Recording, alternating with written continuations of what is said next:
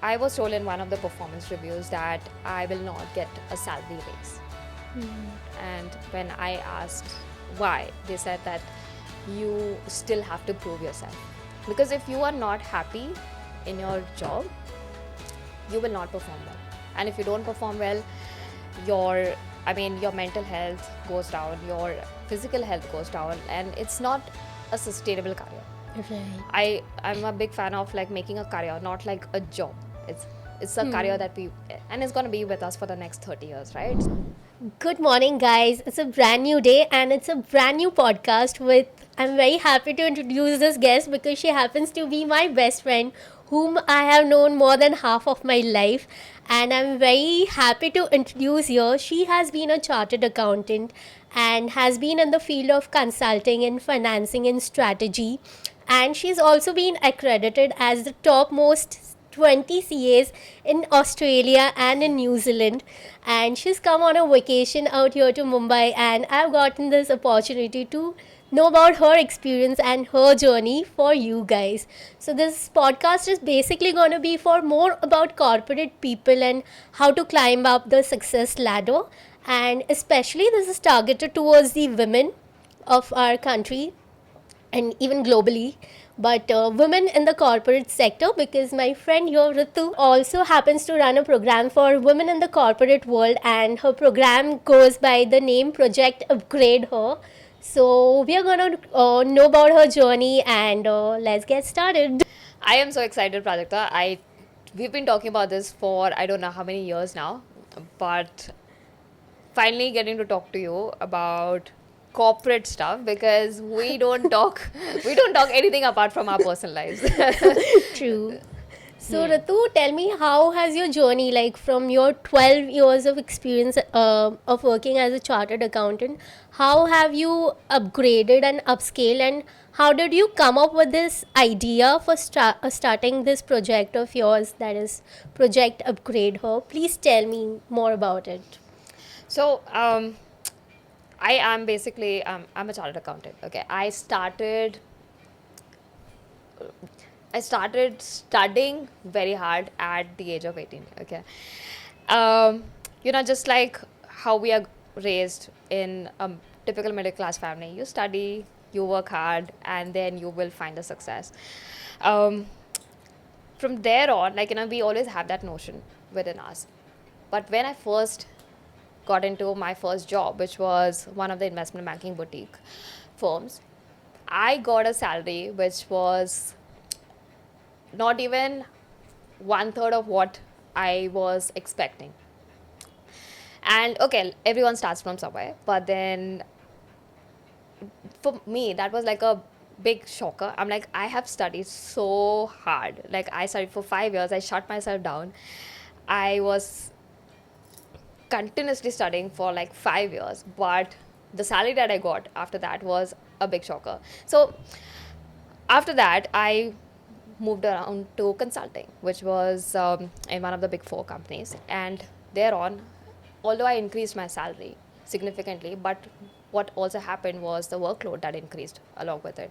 So I got the financial growth in that.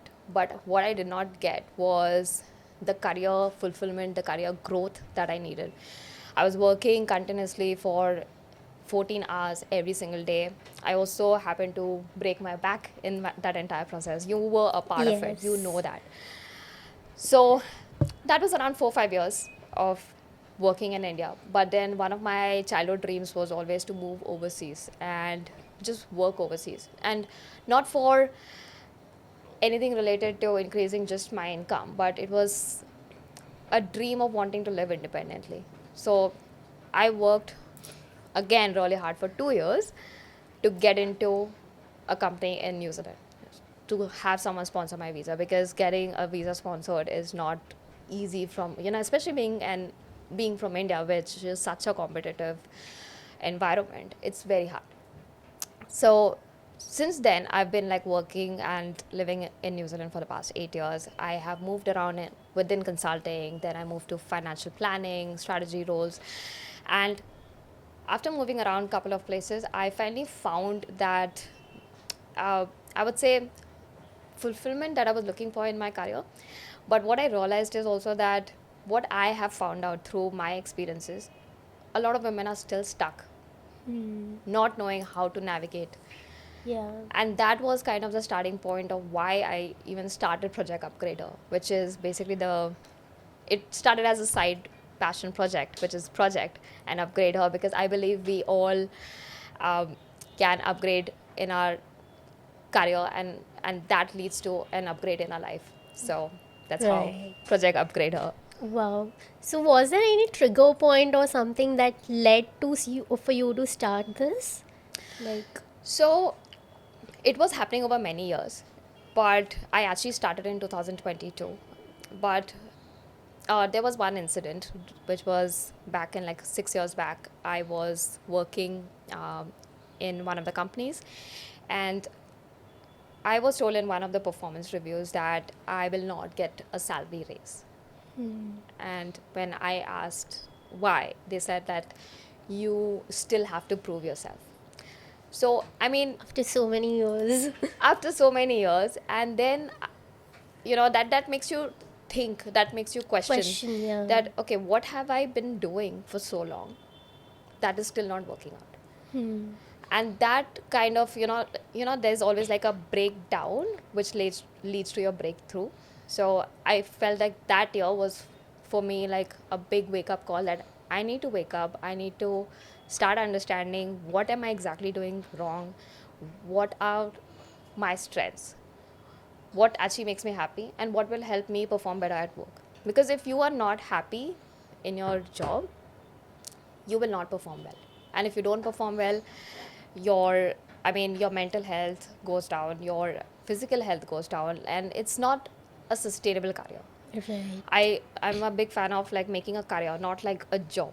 It's a career that and it's going to be with us for the next 30 years, right? So but yeah, that was my starting point of having, like, first I had to work on myself, and once I was on the other side of it, I realized that there are so many women out there who are still in the same place.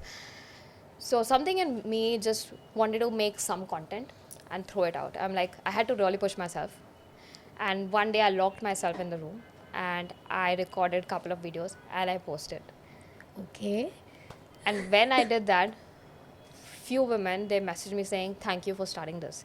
So it started with a career growth and confidence acceleration platform where I was giving tips on how to be confident at work, how to understand your skills, understand your strengths, how to market yourself, so that women are able to advocate for themselves, because which is one of the biggest weaknesses I see in women especially. And that's why my focus on women as well. So I wanted to, like, after listening to you, I had a question on my mind, that why are you focusing only on women specifically and why not on men? Because I think what you spoke about, accreditation or not giving credit or having to prove their worth, this is not very women centric, right? Even men in the corporate world also face a lot of these issues. So, like, what about the men? I know, and a great question. I always believe that when you're starting off, start with one person, and then you can help the village. So for me, Right. my mission was actually helping someone who is a younger version of myself. When I used to sit in meetings and I used to just chew my words back, not speaking up, while watching other men just speaking their minds, because they're naturally good at it, whereas as women, how we are raised, especially in Indian families, like, oh, like, don't speak up in front of elders and don't be boastful, Yeah. just stay quiet, your hard work will be seen, all these notions, how women are raised, is something that needs to be tackled. And I believe that adulting is uh, in a way just releasing all those beliefs that we have Yeah. grown up with and discovering your new self. So for me, it started with helping someone who is like me out there. And it's funny that when I first started, one of the men actually messaged me saying that hey, do you help men as well? I said, and then he himself corrected and he's like, oh, it's Project Upgrade Her. I'm like, yeah, for now. Yeah, but this can be for anybody who is seeking help, right? Exactly. Yeah, because I think it is not everybody's dream also. Many people are okay with being where they are, and that's completely fine because each to their own, I Yeah. suppose. Yeah. But this platform that you're running, like the upgradation platform, acceleration skills, that can be utilized by anybody, or it is, like you said, only for her. Yeah, so see, content is obviously for everyone out there, and my main aim was to start giving out tips to people out there who need to know what I know now. For example, how do you speak up in meetings? How do you present yourself? How do you sell yourself in an interview? How do you advocate for yourself during salary negotiations? So obviously, nothing is specifically Yeah. to women, but the thing is, like, women need a lot more nudge. I have seen instances where I've spoken to my friend who's a male for salary negotiation. He is shooting above the weight. Okay, like he's like, why are you even asking for 20%? You need to be asking for 40% raise. Whereas if you get the same advice from a woman, they'll be like, oh, just see if you can even get a 10% raise or not. So that's why I realized that it's not that men, like, men are fine. Like, yes, there are some percentage of people out there who Right. still need that push, and probably they are working on themselves behind the doors, and it is such a it's a stigma for for men to Yes. ask for help, which I feel so strongly about. And I hope there are some career coaches for men out there. Yeah, I think there are many. Yeah. Yeah, but for women specifically, there are less y- comparatively. And I think even women do not realize that they are being underpaid or undervalued, because I remember one of PC's Priyanka Chopra's interview when she had said it on a global public platform that in India she never got the same pay raise yes. as her male counterparts had got. So Yeah. I think that happens in the biggest of biggest industries, be it Bollywood, be it the corporate world, even in the daily, like, small scale businesses that come up. So I think this is a major issue that one should tackle about, because almost 48%, that is half of the population of this country, is female centric, and they're not getting the privileges. So yeah. Yeah, exactly. And that's why I started this. And I don't know if you know about this story, but I was always very inclined towards mentoring and towards volunteering for the underprivileged. And my wider vision is to help more people from the underprivileged backgrounds, and help them come up in their lives. So I was in one of the sessions where I was giving a time management techniques to a class of underprivileged students. And there was one girl who was at the back. While I was just talking generally, she just got up and she said, ma'am, when I grow up, I want to be like you. Wow. And I'm like, what am I doing? I am just a 25-year-old at that time. I just started working. I was in consulting at that point in time. I'm like, what has she seen in me that made her say that? And then I realized that there's so much potential. I really don't need to open up an NGO, or I don't have to do big things, or like make big public announcements. I can literally do what I'm doing right now and help people out there. And that's how I realized that I really enjoy helping people improve themselves, like seeing a little growth in them. That gives me happiness, and that kind of became my passion project then. Wow, that's nice. Yeah, I think I read it on one of your LinkedIn posts. Like, you had mentioned about the story. Oh yeah, So, LinkedIn is one of the most underrated, most underutilized platforms, which is something that I tell women to utilize. right. I know it's so hard, but to put yourself and to have the spotlight on you, but that is the exact reason why women are not getting the pay that they deserve, the career that they deserve, the fulfillment that they deserve. Is because sometimes you don't want to step outside your comfort growth, Yeah. and comfort zone, sorry. And one of the reasons Project Upgrade started was to help ambitious women who really want to make a change in their life, give them those tools and the strategies to do it, actionable strategies. Right. So can you just tell us, like, how exactly do you do things in this project of yours, like how do you exactly, like if you can just um, step it down, like put it in pointers for our audience, so Yeah. I think that will give them a more broader idea about what exactly this is and what can they learn from it. Okay, great. So, see, basically, Project Upgrader is my brand, and how I go about helping women is through a program called Career Upgrade Program. It's basically like a 3-month course where I help women overcome the self doubt, the confidence issues that they have, to work them through getting a job which is truly aligned to their strengths, and help them get out of feeling stuck and helplessness that they have in their current situation, either because they are just in an average job or if they are in toxic jobs, to teach them self marketing skills that they need to be able to advocate for the pay that they deserve. And how I do that is through helping them uncover their strengths. The first step of any um, satisfactory career is playing on your strengths. And after that, we move on to, branding them very powerfully, because one of the things is, you would have seen, like, you're a creator, like personal branding is so important. Yeah. It's not limited to just corporate, like it's now globally, like Yeah, you I need. think we need labels to sell ourselves. That's Ex- labeling is just important because exactly. that's what people look up to you, search you, hire you. So I think to label yourself in spiritual world, it's a different thing. I feel Yeah. you need to unlabel yourself, but Yeah. in the reality world, in the physical world that we all live in, I think labeling is important. Even our names are labels, right? Like, Exactly, right? so Like yeah. people think of Prajakta Surve, oh, she runs that YouTube channel, so that's your brand, right? So, um, what? So personal branding is a big piece of what I teach, and how to understand your brand, how to stand out in this competitive market, how to sell yourself.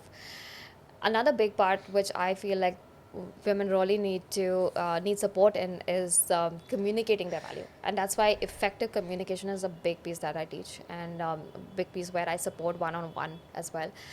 um, One of the things that we've not been taught, like as growing up, is how to speak about ourselves, like, because we as women, we are so afraid to take up space. True. The moment you start talking about yourself, you'll be like, oh, shy, oh, like, just. Yeah. And that is something that we all have to unlearn and then learn again. Yes. And then obviously then there are, like, negotiation strategies for getting the pay raise or the job that you need, and, like, how to go about with all those. So it's like practical strategies to change jobs, to be in aligned roles where you're happy and you're well paid, because that is my motto. You need to be Right. happy and you need to be well paid Yeah. to have the life that you deserve. Yeah. It's very important, I think, because that gets translated into your work and it gets carried on into your relations also that you carry at work, even outside work. There's a life of whole world outside work. So I think it's important to be happy, like Exactly. in what we do. Yeah. Right. Yeah. And I think like all this comes because I feel we are like kind of the first or the maybe the second gens who are women who have gotten this opportunity to go out and work. Yeah. If I look back and if at my mom's generation, Yeah. not many people were working, right? So Yeah. I think women have also started. This is like the first gen, and that is why there's still a mismatch, and people are still trying to figure out what works and what doesn't work. But I think हमारी जो पहली generation थी, like the earlier generations, Yeah. their roles were very clear and only limited to the household duties, or they needn't had to be a part of this corporate. It was all the roles, gender roles were very well divided. Yeah. So I think that gave them the space, and in today's world I think it's also messed up and complicated, I would say. Not messed up, complicated, because the gender roles are like merging in, and Yeah. so I think this individualization, the knowing yourself, knowing your worth, and upscaling yourself, I think it is a good way to know more about one's own self, like. Yeah. Yeah. And I believe that, when we, especially in our generation, millennials, right, we didn't have the amount of options that today's gen have. Yeah, I remember like we started a journey together, like Exactly. from school to college and to Yeah. so many. I think half the year, half of our years we were together, and Yeah. कोई option ही नहीं था. Like they were very गिने चुने this thing. I still remember missing out on BMM because my name was in that list Oh, and it yes, I got remember that. missed out, and I was left with no career option as such. Like science मुझे करना नहीं था. हाँ. You were doing CA, so मैंने भी कर लिया था, and it Yeah. was so stupid at that point of Yeah. time. Now that I think of it, but yes, I think comparatively today there are so many options, so many platforms for one to actually analyze and know like where their core strengths lie in.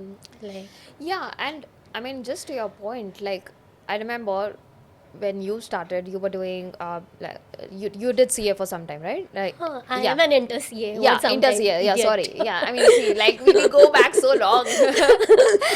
um, but that's the thing. We never had the guidance. We never had the clarity. We did what either our parents said or Yeah. our relatives said or Yes. someone's uncle auntie said that you बेटा ये कर लो आपको हाँ. आपका life set हो जाएगा अरे लोग का नहीं हुआ है because we are probably in roles which were not even aligned and it's fine like because today we both are where we are because of what we've done in the past so absolutely not like not Yes. being ungrateful Ultimately for we that. find our own way, Yes. but it's just that वो self awareness and वो Yeah. will has to be there. Like you can't be depressed and then try to find your way. You have to go out beyond what you seek, right? Which I feel a lot of people they just give up on their journeys. You Exactly. think?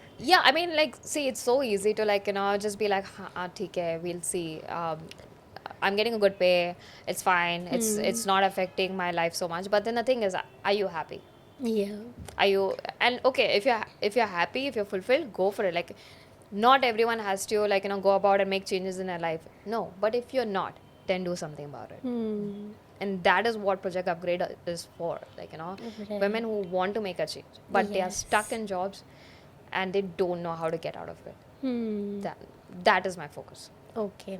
So can you break down for us like how can one analyze do their own SWOT analysis like just to give more alignment to your vision like if you can because I feel everyone should know their own strengths and weaknesses rather than somebody else telling you what your strength and weaknesses are because then they can manipulate you, right? So I think वो self awareness होना कि this is my strength and this is my weakness, I think that is important. So if you can give out some tips because I'm sure I have spoken to so many people and not everybody is well aware of their own strengths because वो मुझे clearly दिख रहा है but clearly the person is not seeing it like so मतलब I don't have any personal agenda or motive but I see them getting used or manipulated by somebody else at a higher level in spite and that just happens because they are not aware of their own abilities. So if you can help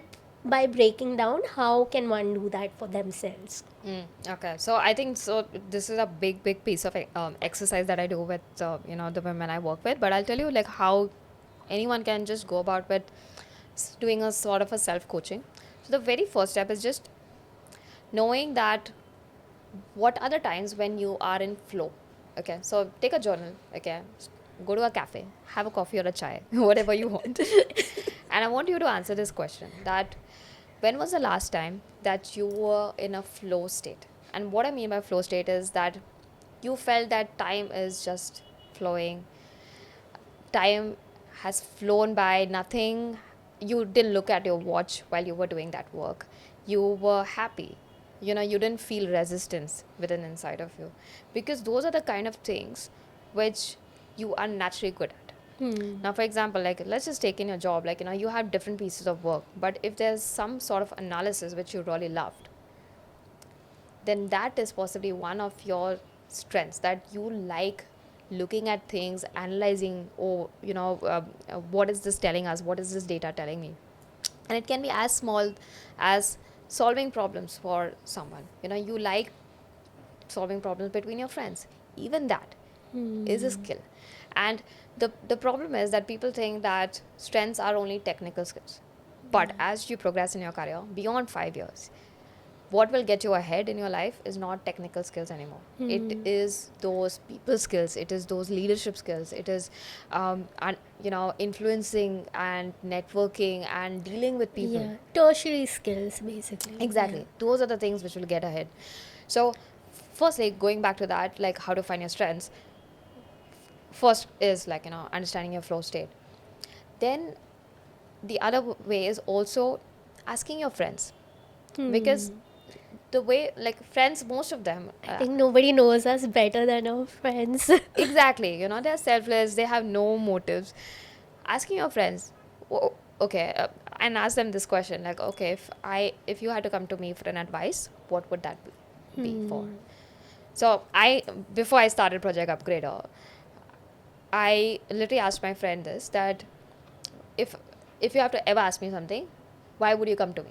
And she said that I'll probably come to you for life advice. I'll come to you to solve some sort of a issue that I'm having. And then I realized it is very much in alignment with what I'm already thinking, because I love it when people ask me questions. I'm able to help them, because that I just find happiness and joy in that. So asking your friends. And lastly, not disregarding your workmates as well. Sometimes they can see things in you which others can't, which your bosses can't, but they can. Right. I mean, the other thing is, like, you always think that your workmates are either at the same level or junior, but like, there are different perspectives. Yeah. Some may love the way you conduct a meeting, and that becomes your strength, bringing people together. Yes. I know. I think workmates, we have unnecessarily complicated it by demeaning it as competition. It is healthy competition for sure, but it is not cutthroat, and nobody is there to hammer you and do all the planning and plotting against you. At some places, yes, it might be the case, but it's not always. I think it's just the way people deal with and how they look at it. The perspectives and opinions are different than yours, and it's not any personal agenda. So I think you need to have that understanding also towards other people's outlook towards you or at work in general. And yeah, I think that's important, because a lot of people just term it as toxic. अरे नहीं है यार toxic. It's just a different opinion, and Yeah. you should be open. ठीक लगे तो ले लो, otherwise just you're free to do what you want. So But I think it's a change of perspective again, that like, okay, yeah, y'all are workmates and y'all are probably yeah. aiming for the same promotion, but it's a healthy competition. Right. Right. I know. Because in my career, like of almost 10, 11, 12 years now, I think I have made the most healthiest friendships in my workplace. Yeah. Like with you guys, obviously it's there. It's a different bond. But there are these people whom I met in my workplace, and it is just so healthy, and today they are a part of my life, like very important part. I do get to them for advices and stuff. There's so many of them, and I think we all excel and grow, and we reach where we are supposed to reach. I think so there's Exactly. no reason for one to just dirty everything and get into low thinking. Exactly. And I'm a firm believer that you are the driver of your own career. And for me, my only competition is me, my past version. That's it. I know, yes, you do need to consider that, okay, there are other workmates, but for me, it's always been around how am I doing better than how I was yesterday. That's it. And once you start thinking from that perspective, all the decision that you make will be for yourself, and which will affect your family and your friends, Right. right? Like, Yeah. But Ritu, tell me, like, this is the very idealistic situation, which thankfully I have gotten the chance to be at. But I have heard my friends and my other people talk about toxic work cultures. Yes. So if one has found themselves in such a thing, like, how can one get through it or get above it, like rather than get through it, because culture तो आपको एक जगह से दूसरी जगह पर मिल ही जाएगा, like it's more or less the same everywhere. Yeah. But how does one elevate and upscale their own self कि इन सब चीज़ों से फ़र्क ही नहीं पड़े, like If you can just throw some light. Yeah, so I've been a victim of a lot of toxic I cultures know.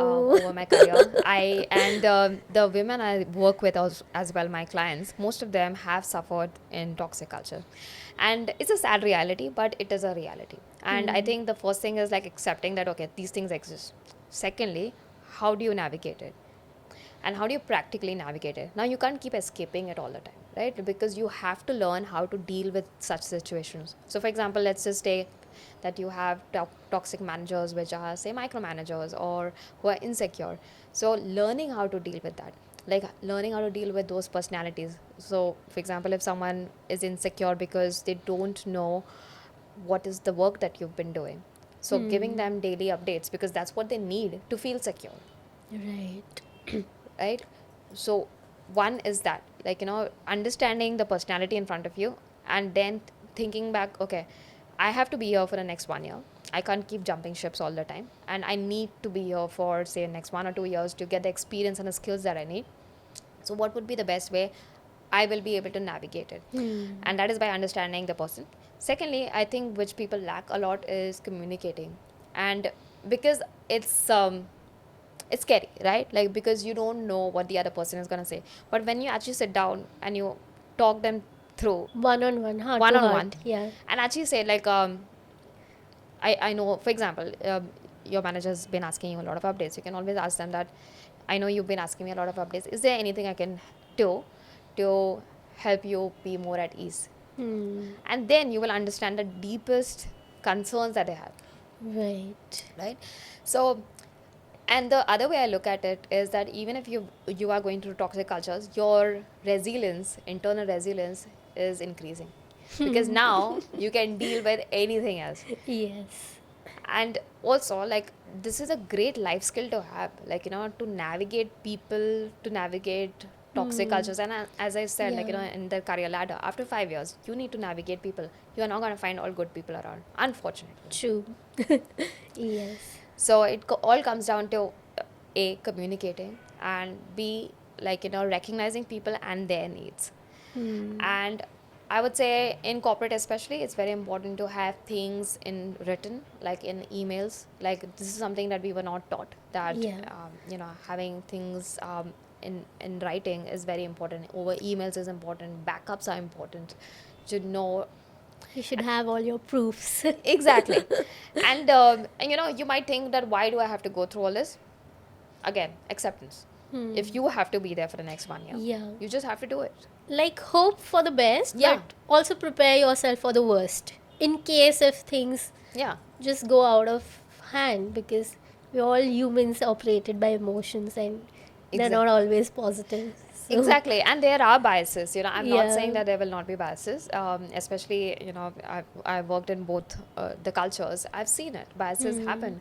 So how you have to navigate it, because you have a career for the next 30, 40 years. Yes. So you have to learn these skills to navigate.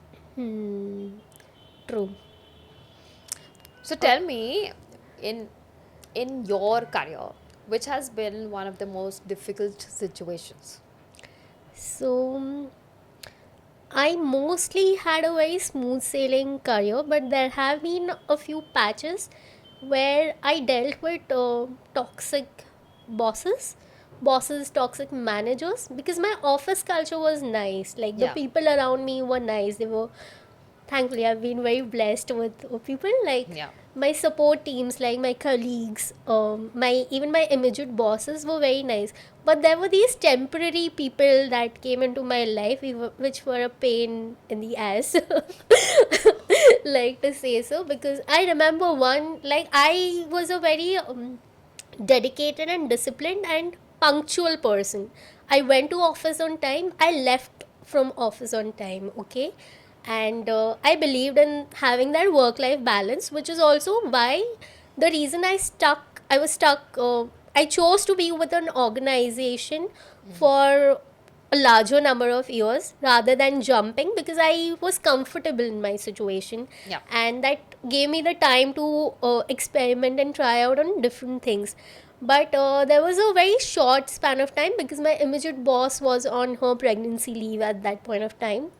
So, and I was in the very early stages of my career. So, I used to report to a person, and he used to make me every day. Like, when it was time for me to leave office, like that, those were the closing hours of the office. Yeah. He used to allot me work, which was always on an urgent basis at that particular point of time. So, for some time, so I did Yeah. obliged, because of course मुझसे Yeah. बड़े है वो, like Yeah. he's much more in his terms of experience, knowledge, everything.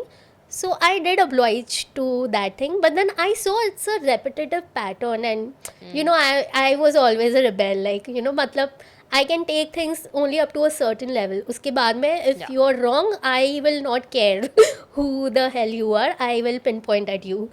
So that thing happened, and I had raised an official complaint against this so-called manager of mine, that he's been giving me work beyond official hours, and this is not a one or two time case, but this has been a repetitive pattern, and it's not very nice, right?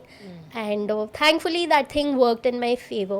Yeah. So that was one of the difficult times, and now like I'm in good touch, because एक तो like when I did that, I strongly opposed that I am not someone who will take your bullshit. Like, you need to take that stand for yourself, I feel, which I think a lot of people don't take, and that's why they get manipulated. And the second instant was like, so now I'm in very good touch and on very good terms, but there was that little patch of time, and I think as humans we all evolve and grow with time. Yeah. So it is okay also to let go of things, Yeah. but and that totally depends upon you, what you allow to happen to you, right? Exactly. So yes, that was one thing, and another one was like, so when I left this organization, when I was for a long period of time, I went into another office, which was their culture was so cutthroat and so like on the go. Like I came in from a much sophisticated culture which allowed us time for our growth and all, whereas this was more towards the sales side. So it was very fast hustle culture, and very competitive, I would say. And like in my previous organization, people were respected, their roles were respected. Even if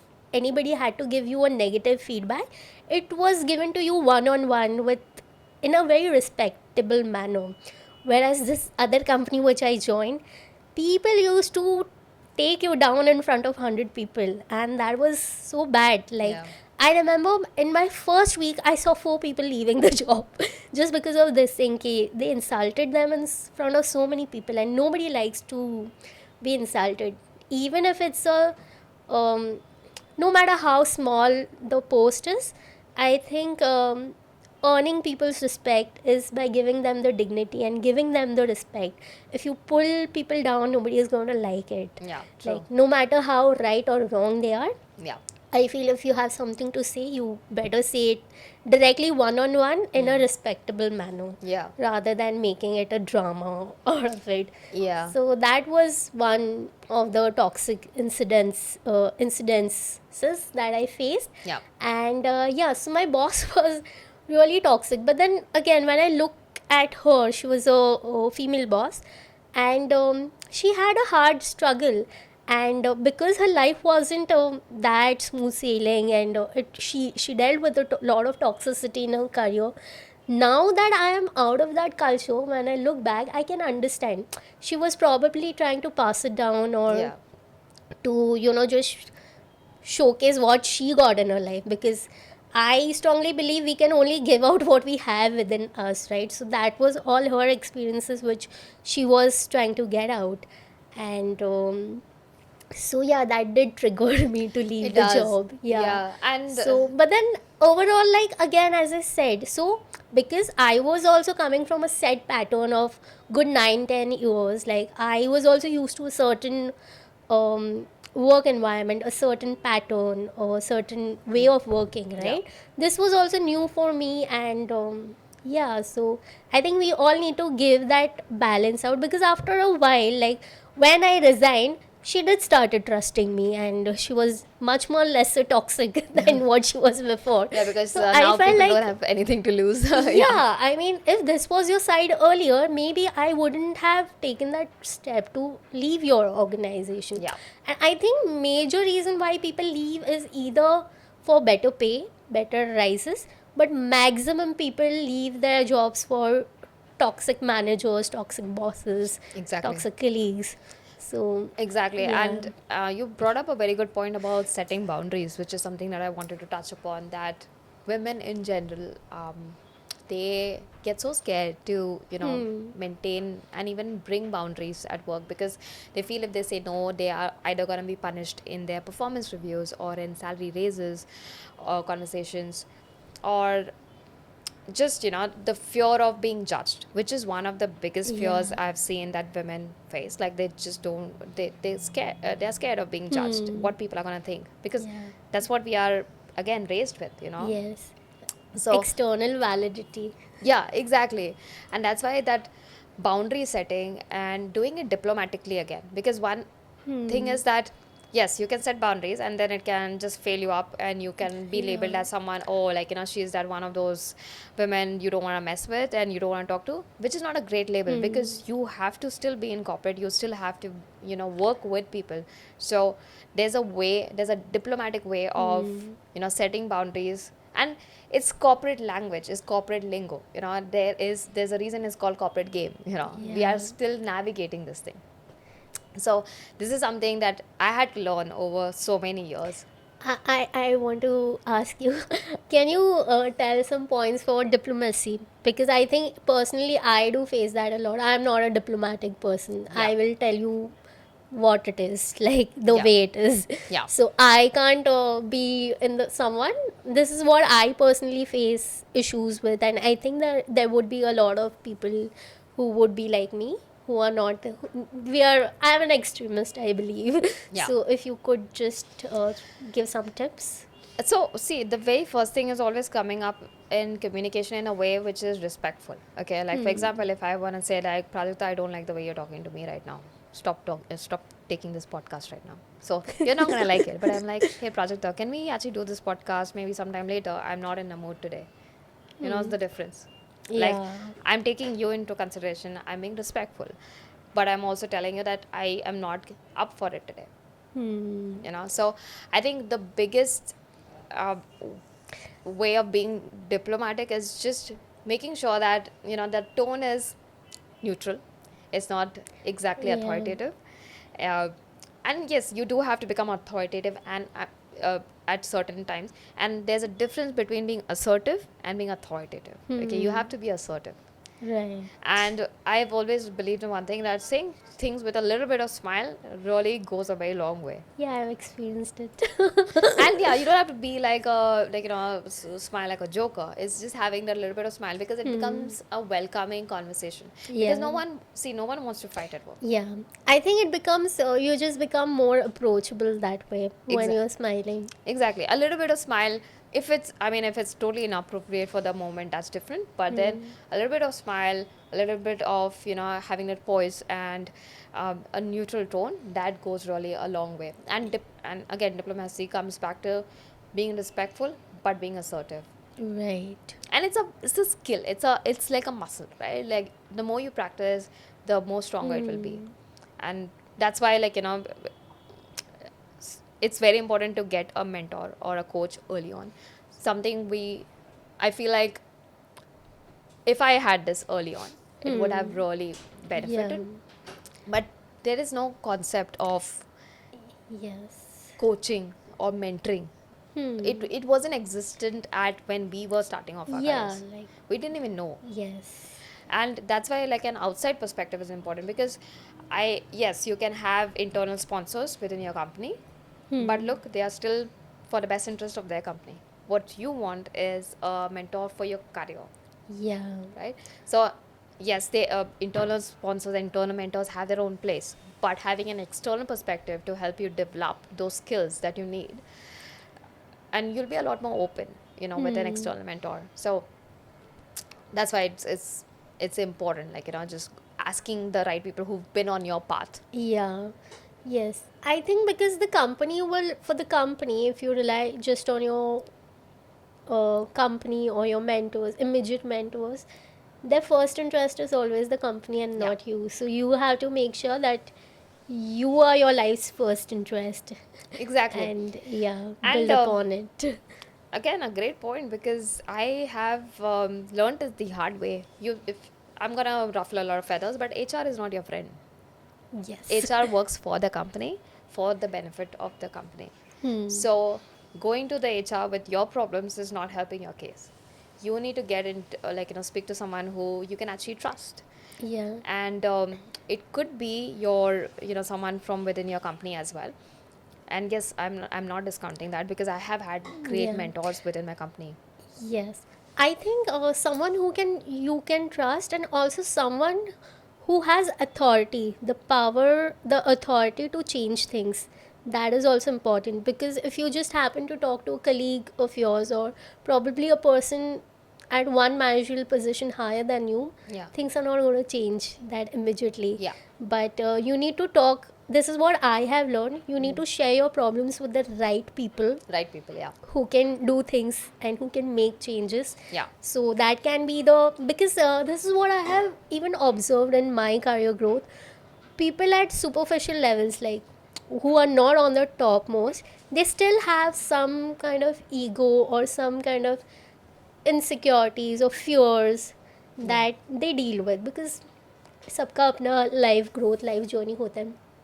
But for someone who is directly at the top, that person has gone through all these stages. So that person is more receptive to listen to you, and they're more humble and more open, and also they have the power to change things in your favor. So I Yeah. think because when you just talk amongst yourselves, it just adds on to gossiping and, um, True. True. yeah. So I would Yeah. suggest, in my experience, Yeah. I'm sorry, I'm Yeah. taking No, your no, no, no. to Absolutely. cut out on that small talk and discussing your daily issues, because it's It's, life. yeah. Issues are going to be there, just deal with it. But Exactly. and if you want to bring out a change, talk to someone who can make the changes, not just to any random person. Agree. And I think, again, what you said, that talking to someone who has authority or who has more influence in a company is a lot more beneficial. And this is what women, again, struggle with, because they Yeah. feel like, oh, I have these multiple layers above me, I cannot talk directly to the partner. Hmm. So unless there's a written rule that you cannot really go and walk into the door of the Yeah. partner, or whoever the super boss is, you Yes. can. Yeah, because this is what I have learned from one of my spiritual mentor coaches. Because she also runs a company of her own, and she was like, people were so scared to talk to me, whereas I have always been so open. So I think the best part is to just pick up your phone and call them and ask for their appointment time, Yeah. and they are going to give it to you, because at their level they have to be humble. Like I feel it just comes naturally to them. Like who Yeah. you look at any of the biggies at the topmost people, be it Ratan Tata sir, be it Mukesh Ambani, be it anybody, even your own company's managing director or the CEO, Yeah. they are all, you'll always find them very humble and ground to earth. Yeah. So So there are some protocols for some companies where you cannot talk to them, maybe take unless. an appointment through Exactly. HR or their personal Exactly. So there are secretaries. ways to do it, Yeah. and I think for what's important is to explore the way. Like, is Hmm. there a way? And again, noting that their time is important. So you're going to them with a problem and a possible solution. Yeah, I think that's important. the biggest mistake, again, I see people make is just going with a problem and, ranting. Yeah, expecting others to find a Yeah. solution for your problems, Yeah. whereas you give them, this is the solution, Yeah. kindly approve. Exactly. Like, that's, I think being a problem solver is, again, going to take you Hmm. a long way in your life. Right. So, Ritu, that was really lovely, and I think it was very helpful for everybody.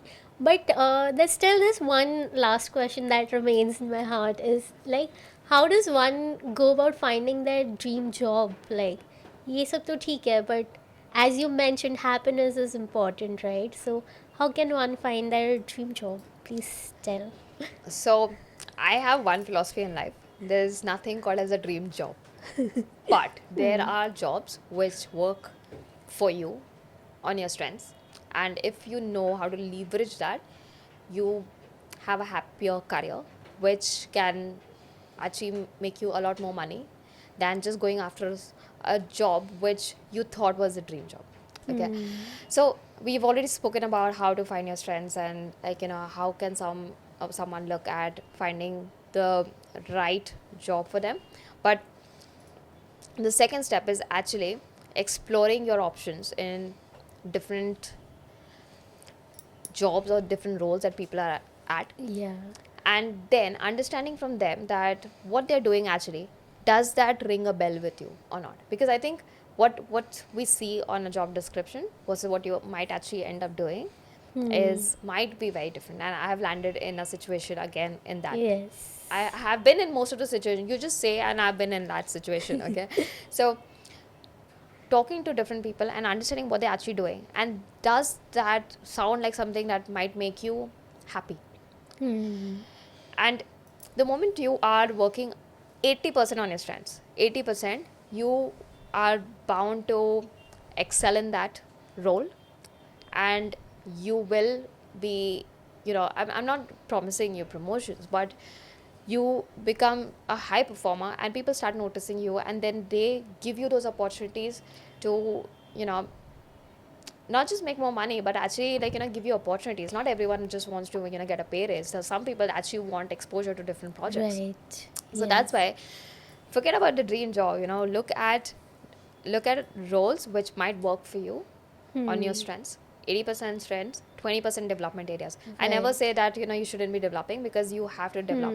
But the moment that balance is off, you are probably in the wrong career. Right.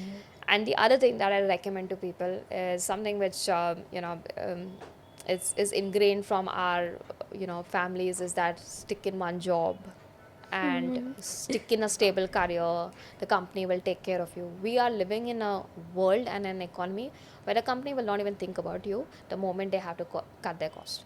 True. We are just a P&L item, profit and loss item. Okay. And we are disposable.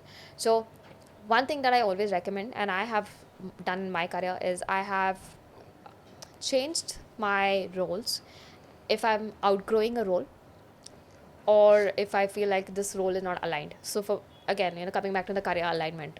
Right. So the moment I feel like I'm not growing in this role, I'm not learning anything new, I look for switching, or I internally ask for any opportunities within the company, that if there are any development opportunities, Right. if I can be put in another team. So that proactiveness in your career is very important. So I'm not saying like keep job hopping, but yes, ask for change the moment you feel stagnated, you feel like you're not adding anything to your CV, to your life career, Right. careers, skills. And that is how you will probably stay at the market rate. And it just makes you a lot more agile, like every time you look for a new role, you will be brushing up your interviewing skills, you will be brushing up your negotiation skills, and you know how to again deal with different people. Otherwise you start, like imagine, like, being in a company for 20 years, and then you suddenly are made redundant one day, and then you have to Yeah. get back into the market looking for opportunities. You are at that Yes. time, I think, competing with people who've done this multiple times. Right. I think it happened with me because I was, as I said, I was with one company Yeah. for a very long period of time, and like thankfully I was the first one because my company got into a merger and acquisition, and my company had to change its location, Yeah. and we were just given an ultimatum to either shift to another state or else to look for another job. Yeah. So yeah, that was the case. And I think because I was very good with my people, human connections that I had, I Yeah. think that's also very important to build reliable human connections. Because of that, like I think because that was COVID time and all of that, I got into another job just by references, by putting in a word. I still remember I was the first one in my company to get another job when other people were hunting, and I didn't even go for that interview. Like, I'm not doing nepotism out here, but my CV was actually forwarded to the HR, to the person of that company by 4 or 5 people. And it was that person who called me, K, I would like to have an interview with you. And that's how it had happened. Yeah. But it was not me forwarding my CV to that particular company.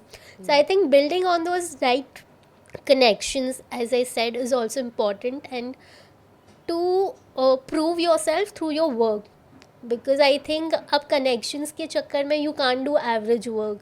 You have to outscale and outdo yourself, Yeah. perform well. Yeah. Because even when I changed from that another job of mine and got into, that was also because my previous CEO, wherein I had worked for so many years, when he got into another job and he saw a potential opportunity, he did call me, like when I was on my sabbatical Yeah. leave Yeah. and exploring other options. He did call me up, and I felt it was very nice, and I just accepted it because Yeah. at that point of time I felt it called me to do so. Yeah. So I think building right connections, right people, Yeah. also important. Exactly, and that's a part of networking. What you just did Yes. was networking, right? Like, that Right. it's called your personal board of directors, and they are there advocating for you because they have seen your work. They are like, oh, she's a Yeah. gem. Like, let's just get her in, Hmm. and that is how you will be building your lifelong network. Yes. It's professional network. Hmm. So, yep. Yeah. So, and another one I wanted to ask is, how does one negotiate for a better package? Because I've also, because I know my weaknesses, I have outperformed and outscaled, but I wasn't given the equivalent pay rise according to the work I was doing. Like, so even though I did overcompensate by working extra, by working more, getting into other departments, upscaling my knowledge, skills, and all of that, my pay rise did not happen at the level it should have been. So if you could just give some tips for negotiation skills, like that Yeah. would be great. So, I mean, I think we are talking here about internal negotiation versus outside. Yeah, both, Yeah. both. So, I mean, see, the very first step is getting your manager in. It's called a buy-in. Getting your manager to buy in with you, and giving them the sort of indication starting point that, look, I want to be promoted in the next 6 months or 1 year, Yeah. and then creating a plan for it. Okay. And I think the biggest what you just said, that, oh, you worked so hard and all of it, and you did all this scattered work, that probably did not get you the promotion, right? So there are many many layers to how people can get raises, but the number one thing is like making sure that the work that you're doing is actually shifting the strategy of the company. Is some If you are just a clog in a wheel and your work is really not making a massive difference, whether it's increasing the revenue or decreasing the cost significantly, it's very hard for your immediate managers to build a case for you. Right. So firstly, it's knowing that, okay, the work that you're doing, how is it aligning to the strategy of the company? And then secondly, obviously getting the buy-in from your manager and having those check-ins. Not if you're looking for a promotion in the next 1 year, probably it's every month you're going to sit and discuss with your manager that, look, these are the goals that we've discussed, and this is what is going to get me the promotion. And it's you have to keep at it, that are you actually meeting those goals, or what are the development areas? So by the time Yeah. it's the 11th month, they are already discussing internally with their bosses that, oh yeah, Yes. she's finally ready because she's taking those steps. Yeah. So it's creating a plan, which I think what people think is that it's always just going to be a conversation, and it's not a conversation, it's a big plan of action. Yes. Because not things are not in the hands of your manager. They can advocate for you, but ultimately it's the stakeholders of the company who are the decision makers. Right. And making sure that your work is being visible to them is your manager's job. So Yes. people, I think they often misunderstand this whole chain of Yeah. influence. Hmm. And obviously HR plays a little bit role, but honestly it's mainly the big stakeholders of the company. Yeah. I think why people lack on doing this is also because of two reasons. One is their roles are not very clearly Yeah. defined. Yeah. And even if they want to get the roles defined, the managers don't support it. And another thing is, like you said, every month there should be a review meeting of your work. Not everybody gives you the time. They'll be postponing it. Yeah. But I feel if you are so determined to get that promotion, then just get behind them. Like, Yeah. yeah. And you have to, like, you have to drive it. And I know it's not the most easiest if you had those kind of managers, but it's also, again, a navigation skill, Yeah. right? Like, because unfortunately you're under that manager and you just have to work your way Yeah. around it. So if they postpone it, schedule it again. Yeah. But just be at it. Don't Yes. give up. Don't give up. Exactly. I Yeah. think people get, that the self-respect in the way of it. Yeah. But the fact is that you're navigating this, understanding, changing your mindset towards it. Yeah, because I think a lot of people they just test you and try to see how much do you yourself need that promotion also. Because this was told to me by one of my mentors, and he was like, uh, "I just want to test. Like, I will give you my date if you do a follow up. Like, I want to see how consistent you are, because many a times we also tend to forget and get sidelined or Yeah. get distracted. So it's just a way of testing for us, for them, like, for the management to test us as well. So that is why also. So I think just being at it, being consistent and being very clear, Yeah.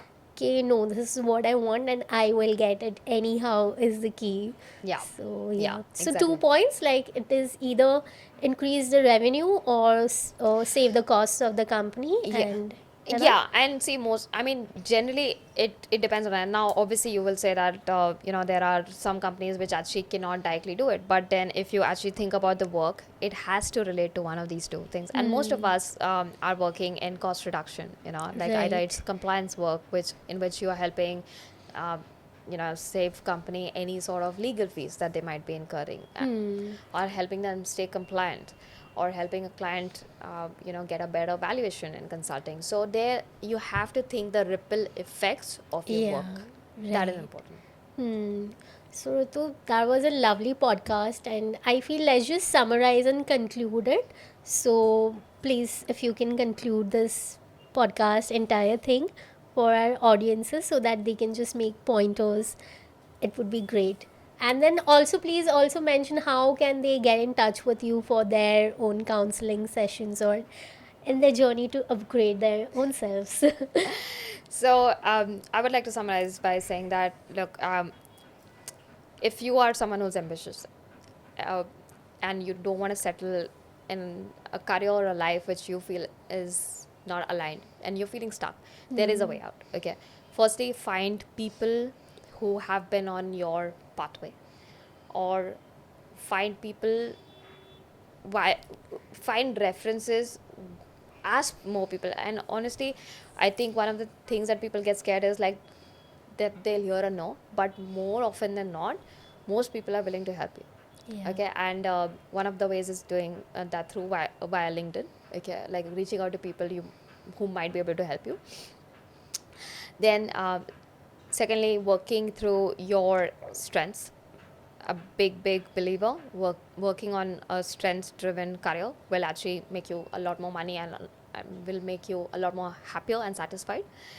And learning key person branding skill sets, communicating your value, and learning how to negotiate. These are the things which are going to take you through the next phase of it. Right. um, and most of my content actually revolves around bringing clarity to your career, and how to brand yourself powerfully, and how to stand out in the sea of competition out there. So get someone to help you out. You don't have to do it alone. Again, one of the things that women don't do is ask for help. They're just busy figuring it out by themselves, and they are in years of rut because of it. Right. Asking, if you're sick, you go to a doctor. But if you need help in your career, you don't reach out to people. Why? Right. Why do you have to do it alone? So ask for help. There are people willing to help you, and most of my content is all around, helping women, feel Yeah. more empowered within themselves and helping them to advocate for themselves. So I can be found on Instagram at projectupgradeher, and even my website, which is Yeah. projectupgradeher.com. I also have a newsletter in which I send out tips and practical strategies, all based on my experience.